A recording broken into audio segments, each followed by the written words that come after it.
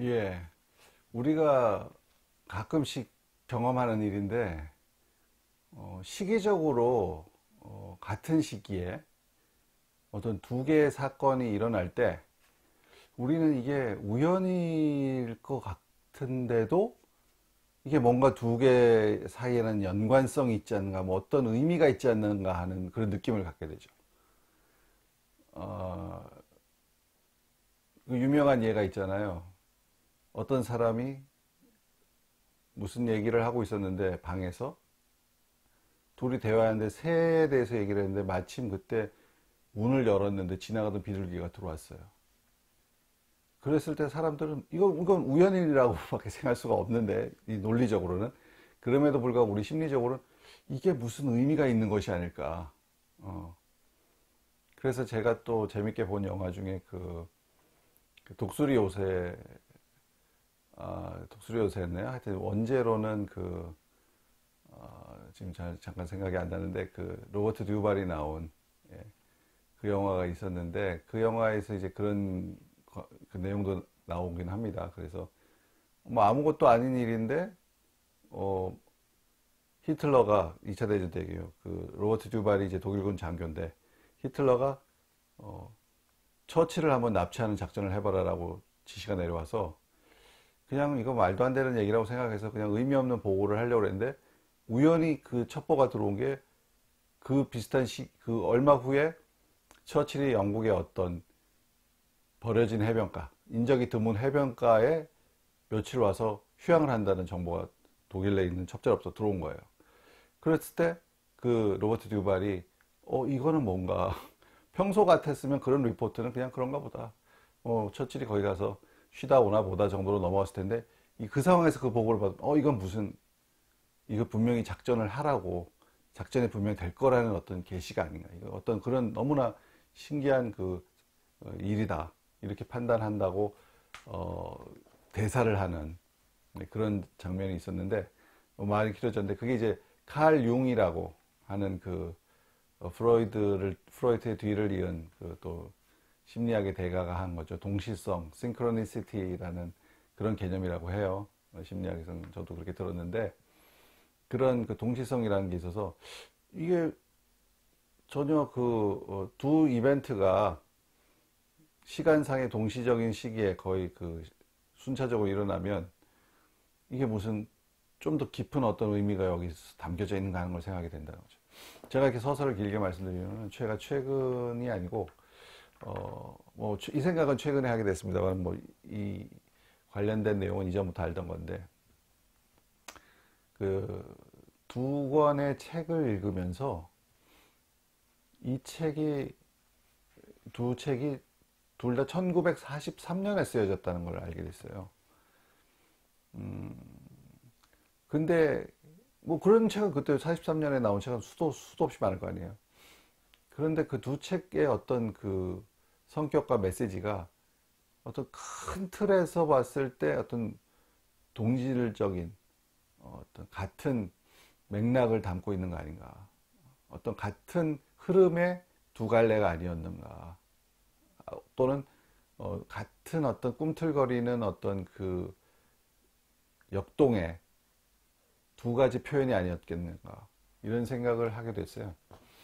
그래서 그거를 좀 말씀드리고 싶은데, 하나는 뭐 둘 다 고전이라기보다 하나는 진짜 고전이고, 이건 사회과학서, 에세이 형식의 사회과학서죠. 제가 여기 갖고 나왔는데, 이, 이 책이죠. 프리드리 A 하이에크가 쓴 노예의 길이라는 책인데, Road to Serfdom. 저는 근데 노예의 길이라는 그 번역도 좋지만, 예종의 길, 노예처럼 종속되는 예종의 길이라는 그러한 번역도 마음에 들어요. 이 책이 1943년에 쓰여졌어요.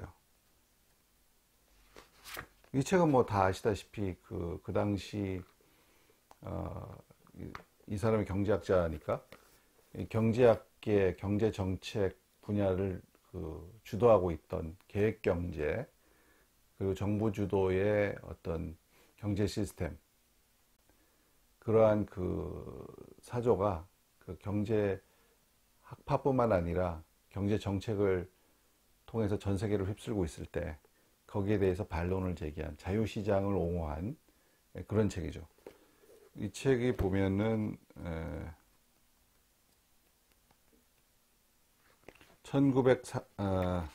여기 보시면은 이분이 이제 그 들어가는 글에서 쭉 뭐 감사를 표하고 이렇게 하면서 그 마지막에 날짜를 쓰는데 1943년 12월 케임브리지 런던 정경대학 런던 스쿨 오브 에코노믹스 프레드릭 A 하이에크라고 써요. 그래서 이게 그 당시에 대세가 되어 있었던 어떤 그런 계획경제 또는 그 집산경제 또 사회주의적인 측까지도 나아가는 그러한 어떤 그 경제 시스템에 대해서 자유시장을 옹호한 그런 책인데 이게 이제 그 경제와 정책에 대한 분야에서 어떻게 보면 그 당시 굉장히 위기에 처해 있었던 자유를 옹호했던 책이라면 이 같은 시기에 쓰여져서 문화와 그 다음에 그 사상 분야 또 특히 대중적인 문화를 통해서 이 자유에 대해서 또 개인의 어떤 가치에 대해서 굉장히 그 강력한 메시지를 준 책이 있어요. 그 책이 이 책입니다. 이 책이 1943년에 쓰여진 파운틴헤드라는 책이고요. 이것은 소설입니다. 그 작가가 아인 랜드라는 분이죠. 아인 랜드라는 분이 쓰셨는데 이 책도 1943년에 출간이 됐어요. 근데 이 책은 어떤 의미가 있느냐 하면은 이 당시의 사상이나 문화적으로 이미 유럽을 중심으로는 어떻게 보면 이 부조리한 세계. 그러니까 사람은 해답을 원하는데 아무도 대답을 해줘야지 않는. 사람은 대답을 원하는데 세계는 대답이 없는.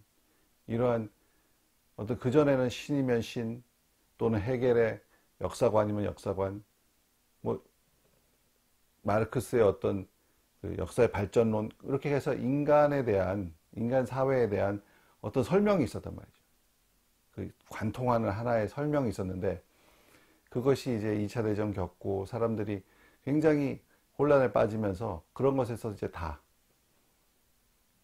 벗어나게 되면서 그 대신에 이제 그 자리를 대체할 것은 아무것도 없고 결국 나만이 남고 어떤 답은 어디서도 인간의 의미와 어떤 삶의 목적에 대해서는 또 역사의 목적에 대해서는 그런 것에 대한 답은 없는 그런 시대에 처해지게 되면서 사람들이 갖게 되는 어떤 굉장히 그 절망감 또 스스로에 대한 그 어떻게 보면 왜소한 느낌 이런 것들이 있고 뭐 그것이 이제 실존주의로 나타나기도 하고 뭐 프랑스가 주로 그런 것에 중요한 지역이었습니다만은 실존주의적인 고민으로 나타나기도 하고 또는 기존에 있었던 모든 체계 모든 어떤 특히 이른바 모더니티 근대성에서 그 구축해 놓았던 모든 그런 텍스트들을 다 해체하는 그런 후기 구조주의나 해체주의로도 나오곤 하죠.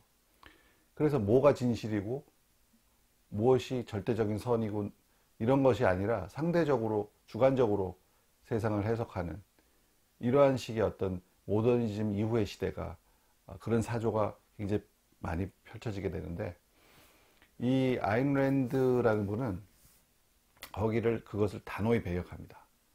이분이 갖고 있는 형이상학적인 세계관은 세계는 실제로 존재하고 명확하게 우리가 인지할 수가 있다는 거예요. 즉 이분 표현에 의하면 실체는 존재하는데 그건 A는 A이지 그 다른 것이 아니다. 명확하게 그것에 대해서 선을 긋고 그러니까 회의주의라든지 이런 것에 명확히 선을 긋고요. 그리고 개인의 어떤 이성에 기반한 개인의 자기이익 추구야말로 윤리다. 그것이 윤리의 본질이다라고 강력히 주장함으로써 어떤 상대주의, 회의주의, 또 인간에 대해서 스스로 인간이 굉장히 부족한 존재다. 인간 나약하다. 이렇게 생각하는 그런 어떤 인간관을 또는 윤리관을 완전히 또 배척해요. 그런 그 주인공, 그런 그 아인 랜드가 갖고 있는 형이상학과 윤리학, 그 다음에 인간관, 그 다음에 인식론적 차원에서의 어떤 이성에 대한 확신, 이런 것들을 체화한 그 주인공이 여기 이제 나오게 되죠.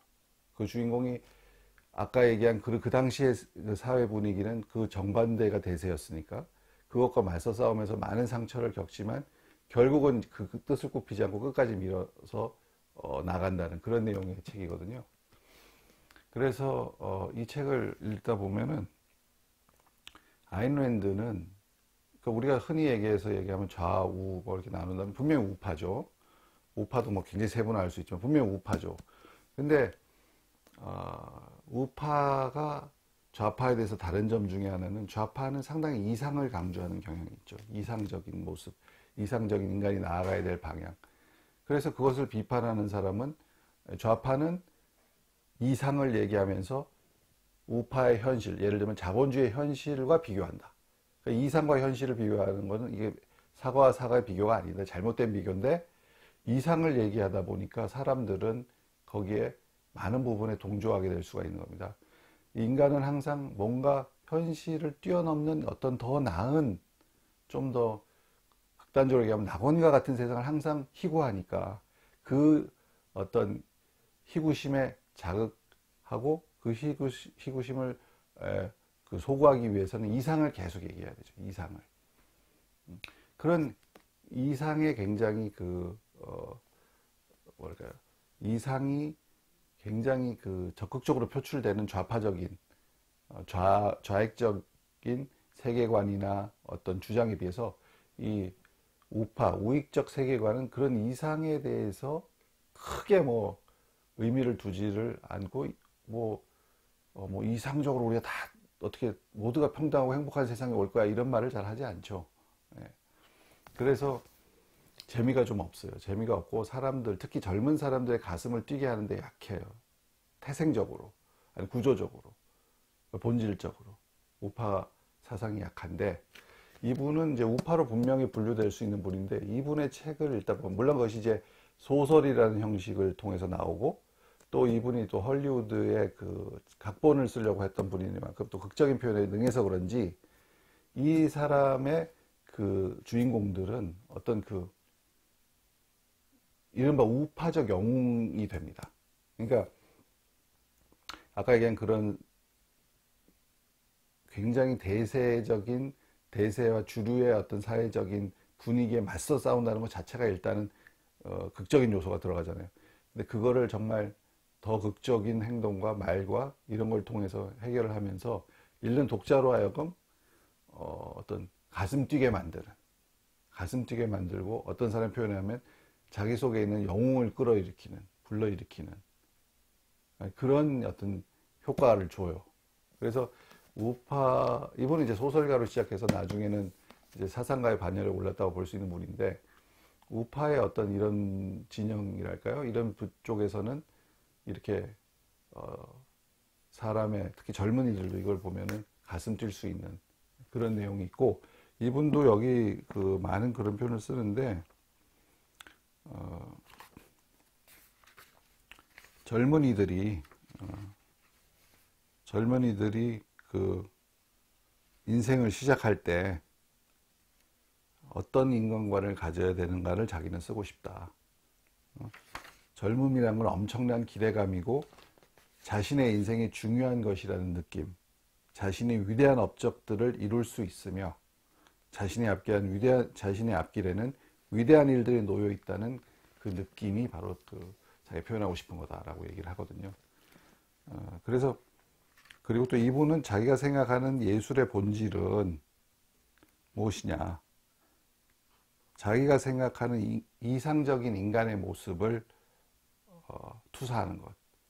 그것이 내가 글을 쓰는 동기고 목적이라고 밝히고 있어요. 그러니까 이분이 생각하는 이상은 아까 얘기한 그런 세계관과 인식론과 그리고 윤리관을 갖고 있는 사람인데 그런 사람이 자기가 생각하는 이상적인 인간이고 그런 사람의 어떤 모습을 소설을 통해서 묘사하는 것, 투사하는 것, 그것이 자기가 예술을 하는 목적이다.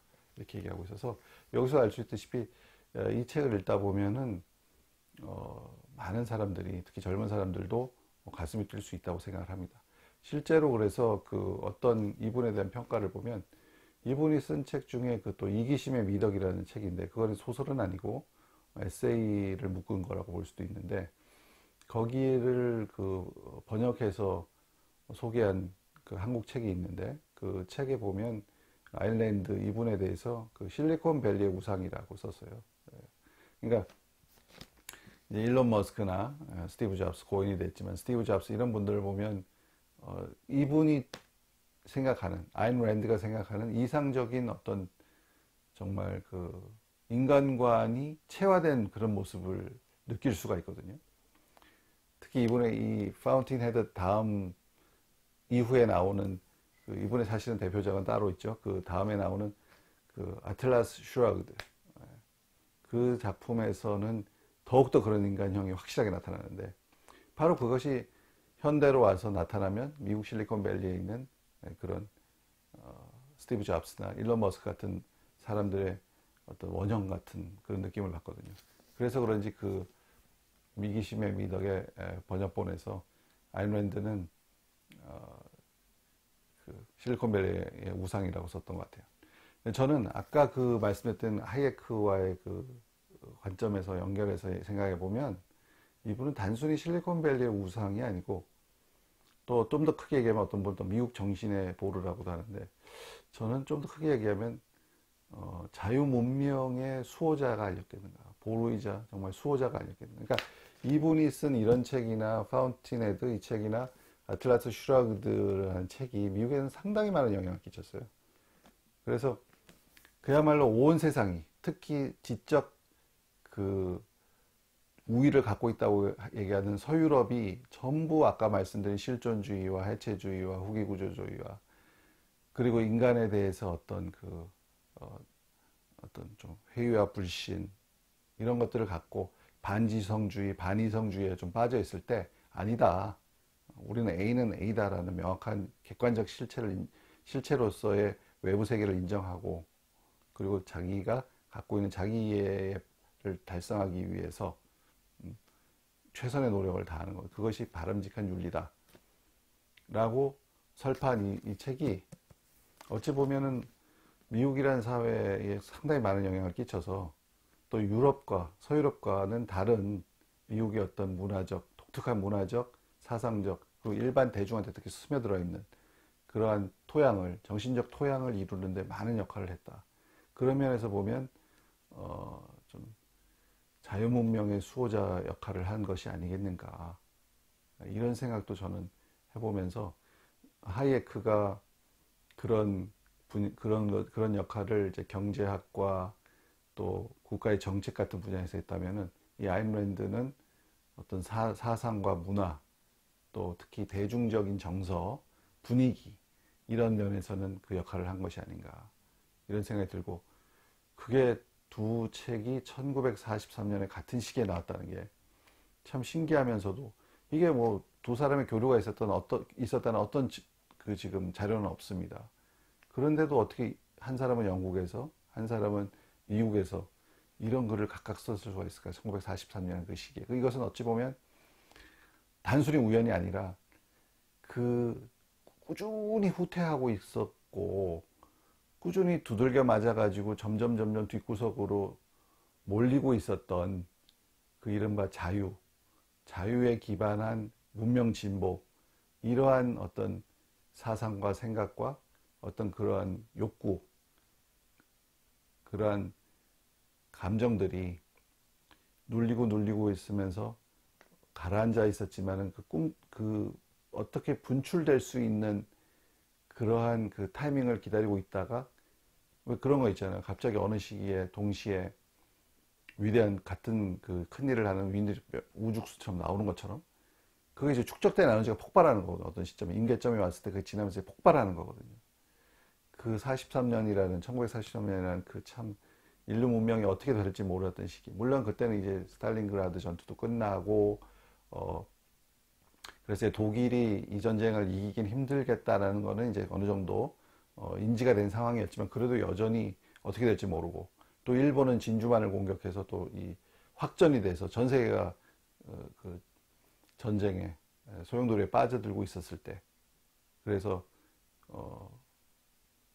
극우적인 전체주의, 나치즘, 파시즘, 그리고 극좌적인 전체주의, 스탈리니즘, 이런 것들이 전 세계를 퍼져나가고 있을 때, 또 그 와중에 19세기의 주류였던 자유주의는 퇴조하고 서유럽 국가들조차도 이제 뉴 리버럴리즘으로 이 그 세력이 커지면서 경제관이나 또 인간관에 있어서도 변화가 오고 있었던 그 시점이 대세가 되고 있던 시점이었지만, 그런 그 어떤 움직임 속에서도 그 밑에 뒷방으로 몰려서 가라앉아 가고 있었지만, 그 한편에서는 축적되어 가고 있던 그 자유의 에너지가 43년이라는 시기에 동시다발로 미국과 영국에서 터져 나온 것이 아닌가. 분야는 서로 다르지만. 그래서 이건 단순히 우연만은 또 아닐 수도 있다. 그런 생각도 들고, 그래서 참 저는 이게 43년에 두 개의 명저가 나온 게, 저는 참 저한테는 많은 저의 그 뭐 중요한 독서 리스트에 풍족하게 해주어서 고맙게 생각하지만, 좀 여러 가지 하여튼 생각을 들게 하는 그런 일이 아닌가, 이런 생각이 들어서 오늘 이런 그 영상을 기록하게 됐습니다. 그래서 하여튼 그 아인랜드에 대한 얘기는 이 영상 말고도 몇 개 더 만든 것도 있고, 앞으로도 아마 더 만들어야 되지 않겠나, 이런 생각하고, 아일랜드에 대한 비판도 많아요. 사실 많고, 아까도 잠깐 나왔지만 보수주의도 넓은데 스펙트럼이, 보수주의 일부에서는 아일랜드를 아주 싫어하는 사람도 많습니다. 그러니까 우파에서도 싫어하는 사람 많아요. 그거는 이른바 얘기하는 그 미국식 얘기하는 컨서버티즘 쪽에서는 아일랜드를 별로 좋아하지 않죠. 왜냐하면 미국의 컨서버티즘이라는 거는 반공주의와 그다음에 경제학적 하예크 같은 경제학적으로 보면 고전적 자유주의, 그리고 또 그 미국의 전통주의, 그건 이제 많은 부분이 크리스티아니티라는 그런 종교적 공동체 의식 같은 것에 기반한 그런 전통주의가 결합해서, 이 세 가지가 결합해서 미국의 현대 보수주의를 만들었다고 하고, 그게 이제 1950년대 빌 버클리의 내셔널 리뷰에서 천명이 되면서 이제 그 하나의 이론으로서 엘리트적인 그 언론인들이 처음에 이제 이니시에이트를 해서 만들어지고, 그리고 나서 60년대에 가면 베리 골드워터가 나와서 그런 것을 체화한 정책과 이념을 가지고 대통령 선거에 나갔다가, 물론 린든 B 존슨한테 완패를 하죠. 그러나 이제 그것은 계속 풀뿌리로 남아서 계속 나아가서 뭐 Young Americans for Freedom이라든지 이런 청년 단체, 이런 것들을 통해서 풀뿌리로 더 많이 확산되고 해서, 결국은 지금 현재에서는 미국의 이것이 어떻게 보면 80년대 특히 이후에는 주류적인 사상과 이념, 사상과 어떤 문화적인 차원에서도 분위기가 됐는데요. 그런 보수주의 입장에서 보면 아인랜드는, 이분은 이제 인간을 숭배하고 인간 이성을 숭배하고 어떤 신이라는 권위 밑에 인간의 자유를 종속시키는 것을 싫어하니까, 아까 얘기한 그 3대 지류가 뭉쳐서 만들어진 미국의 보수주의, 그것이 미국의 우파의 지금은 메인 본체라고 중심인데, 그 입장에서 보면은 좀 어려웠던 거죠. 같이 공존하기가. 그래서 그런 쪽에서는 좀 배척이 되고, 이 아인랜드는 이제 이른바 그 미국 우파의 또 한 흐름인, 아까 얘기한 보수주의보다는 좀 미약하다고 할 수 있습니다만, 어떤 그 자유지상주의, 리버테리안 그쪽 파에서 더 인정받는 그런 존재이긴 합니다만은, 그래서 이분에 대한 그런 우파 내에서도 비판이 있고 그렇습니다.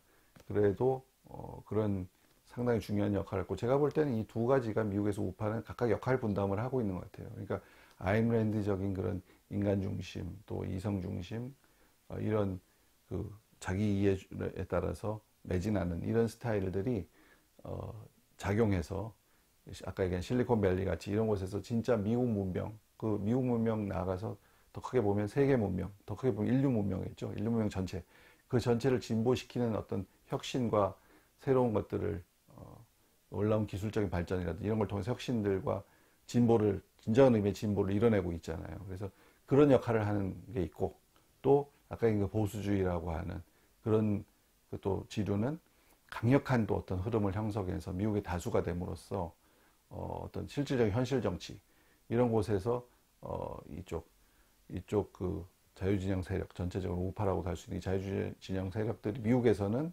최소한 대부분에서는 우위를 점하는 선거라든지 이런 곳에서 우위를 점하게 만드는 또는 그 대척점에 있는 정치 세력한테 최소한 일방적으로 밀리지는 않는 그런 어떤 스트롱홀드, 어떤 보루, 어떤 그런 그 받침대, 버팀목 이런 역할은 또 해주고 그래서 이런 보수라는 세력은 어떤 그런 정치 현실 정치에서 버팀목이자 주류 역할을 해주고 버팀목이자 동시에 어떤 그 미국 전체의 정치적인 영향력을 계속 유지해 나가는 역할을 하고 또 이쪽 아인랜드 쪽에서 저는 좀 제 분류의 아인랜드 쪽에서 이렇게 속해 있는 이런 개인주의적인 자유주의적인 좀 더 개인주의 자유주의적인 세력은 또 실질적인 문명의 진보를 일으키는 혁신과 기술의 발전을 담당하고 있고 이렇게 해서 이 두 축으로 미국 사회가 유지되면서 또 동시에 발전하고 있고 어쨌든 그러한 그 결과물들이 세계 전체에 영향을 미치고 인류 전체에 영향을 미치고 있는 것이 지금 현실이 아닌가 우리가 지금 살고 있는 이 세계의 현실이 아닌가 이런 생각이 들어서 동시성에서부터 얘기를 시작해가지고 뭐 여기까지 이제 얘기가 뻗어나왔는데 인류의 어떤 그 현실 우리의 지금 현재 모습에까지 얘기가 뻗어나왔는데 좀 장황해졌습니다만 하여튼 이 두 책, 파운틴 헤더와 아까 얘기했던 그 노예 얘기 그 책은 참 좋은 책인 것 같아요. 그래서 저의 그 독서 리스트에서는 아주 소중한 위치를 차지하고 있습니다. 네, 그 말씀을 드리고 싶었습니다.